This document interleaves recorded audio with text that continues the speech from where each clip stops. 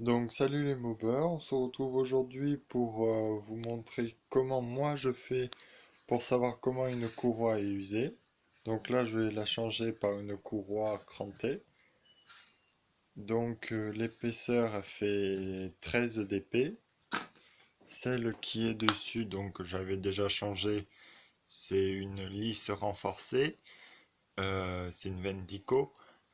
Donc celle-là, pareil, elle faisait 13 de diamètre. Donc au début, on va mesurer son épaisseur, à voir combien elle fait et donc voir si elle est usée ou pas. Donc je vais vous montrer ça. D'abord, je vais démonter mes carters et après, on fait ça. Allez, à tout.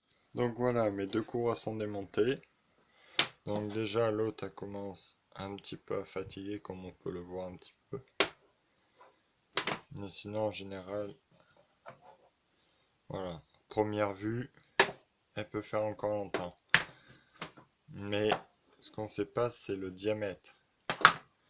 Donc là, le diamètre, je sais plus où c'était marqué.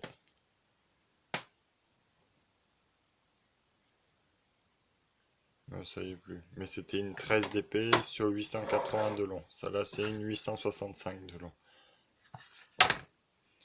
Donc là, je prends mon pied à coulisse. Hop, mon pied à coulisse. Donc après, je vais venir mesurer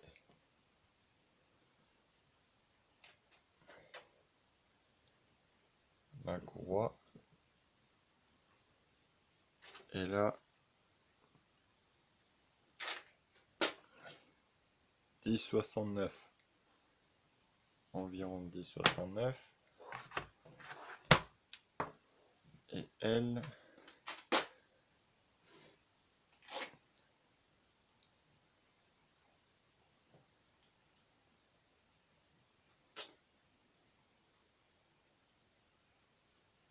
12,48. Donc déjà ils disent 13, elle fait 12,48.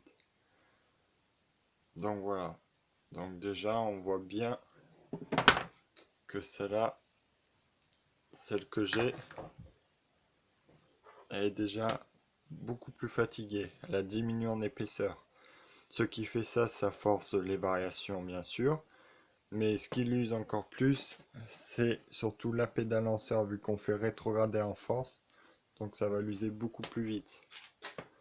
C'est l'inconvénient. Mais bon, pédalanceur, ça change la vie. Donc voilà, donc la courroie elle est en bon état, mais sinon elle est morte. Elle pourra remplacer si jamais ça la casse ou s'il y a des soucis de courroie, voilà un petit remplacement, il n'y a pas de souci.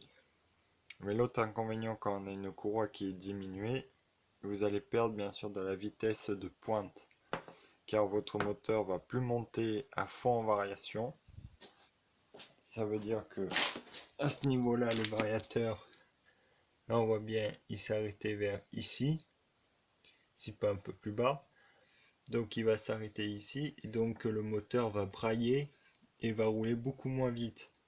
Que la courroie après qui sont neuves, elles vont monter vraiment à fond de variation, et donc elles vont pouvoir, et vous allez gagner beaucoup plus en allonge, votre moteur va moins brailler pour aller plus vite. Donc c'est ça.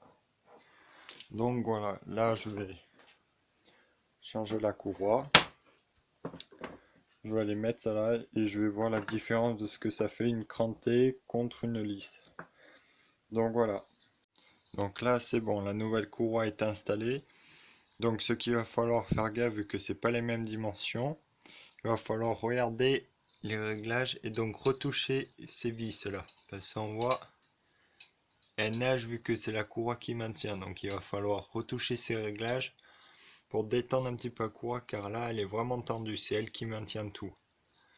Donc voilà, à chaque fois que vous changez de courroie, si c'est pas les mêmes dimensions, il faut toujours refaire les réglages ici, en haut, là.